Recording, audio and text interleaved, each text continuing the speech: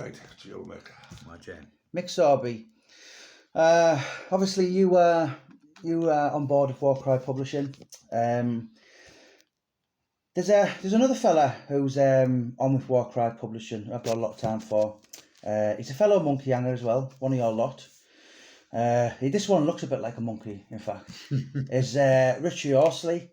Now I've known Richie I've known of him for 20 years. But I've known him for about 5 years. I really like him. He's got a cracking sense of humour. I don't like him too much when he's texting me when Rangers beat Celtic and that. I can just look at my phone and think you could fuck right off. But he's that kind of dry humour, if you like. He says things being serious or tries to be serious when it's outrageous wind up, and that's Richie's humour. But you know him very well. In fact, Richie introduced me. Sorry. Yeah, you kind of introduced Richie. Yeah. I can never spit that out. Anyway, how far do you and Richard go back? Quite a while. He worked on the drawing for a good while. He was a doorman with me. And you couldn't get, well, to be honest, you couldn't get a better man to watch your back. And he's perfect. He's a gentleman at the same time. Because you said to me, obviously, your books, working in that game with someone who's supposed to watch your back could cost you your life. So you have to have a lot of trust in the person. Yeah. So what was he like? Was he brilliant? The two best people to work with in my life is Richie and Algie. Yeah. You know your back was covered. You know, Richie. But Richie was also not just working. We used to go out for a drink. Debt collecting that as well. We done debt collecting together. We done all kinds together. He's a proper nice bloke. Yeah, he is. Yeah. But get on the wrong side of him. And he's not a nice bloke. Yeah. He's one who. I'll give you an instance. This kid had been doing something wrong. I'm not going to go into detail. We're doing something wrong. And Richie said, I'll go and see him, Mick. So he said, you just sit in the car. Anyway, he banged the door, came in, and Richie went in the house. And he come out, he said, Mick, hey, come and look at this. He chinned the kid, right? The kid went down, right? But he said he had a plant pot on the television. And he was like, sat like as if he was sitting up with the plant that fell on his head. Looked like the plant was growing up his fucking head. Yeah. I mean, what was that story? Because the thing is with Richie, he's very, what's the word? Not humble, but kind of, he shies away from the limelight. Yeah. I mean, you know, he's a great writer. He's done a few books now. And I say to him, what's the point in writing the best book in the world if you don't tell anyone about it? That's true. His podcast on James English has got some massive numbers. And I know Sean Atwood would like to get him on. But Richie kind of he doesn't like any fuss. No. So, but what was the story about him fighting literally 20 men? Because he won't tell me. Right.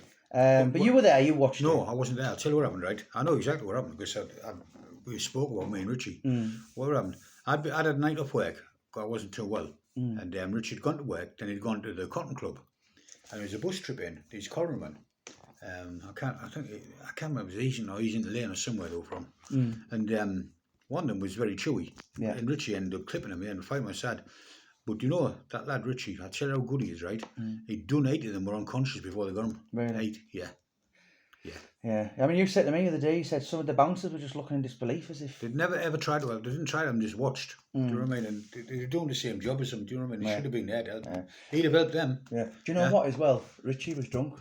He's blaked, yeah. Yeah, so he can't even remember it. Yeah. And it's probably kind of muscle memory. I seen him the next day, had some fucking lumps and bumps on him, like. Yeah. Yeah.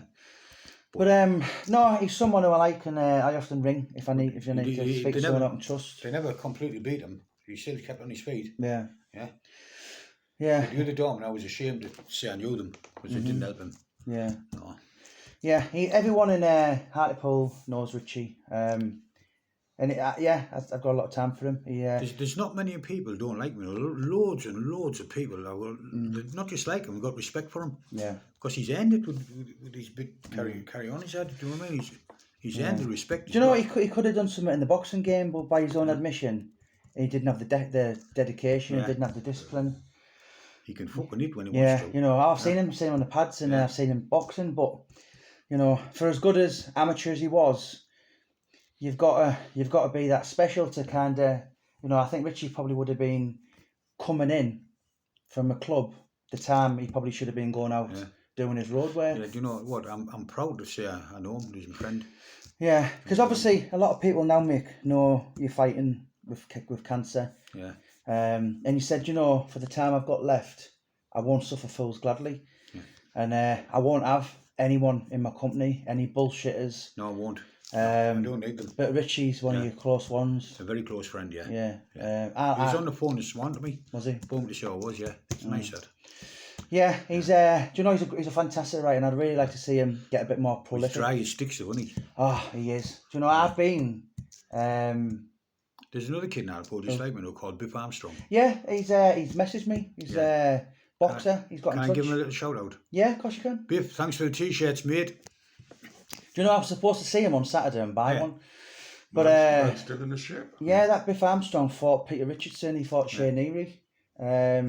So he wasn't a bad kid himself. Well, he's doing loads for the kids in Alpo, you know. Right. Well, do you know what he needs to be spoken about? Yeah, he does loads for the kids. Train them.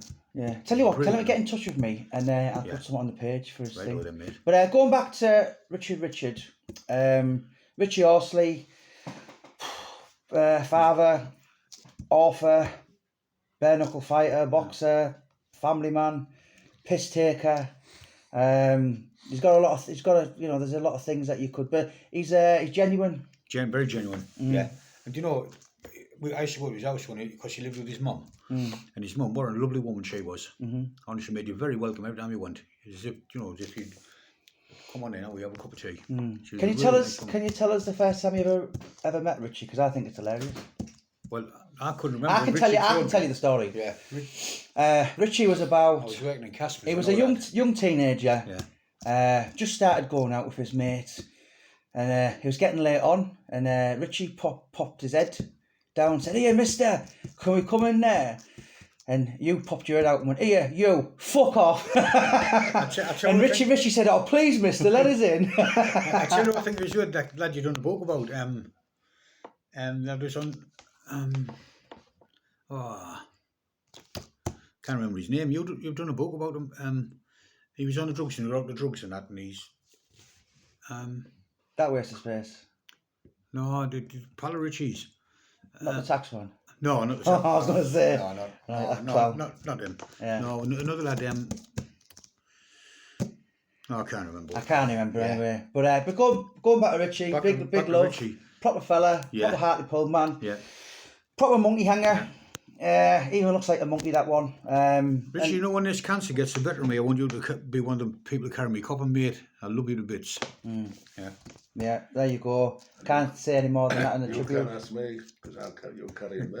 I booked them. Yeah, absolutely. Right, absolute pleasure, Mick, as always, and big shout out to Richie Horsley. Big shout out to him, yeah. And you, Biff.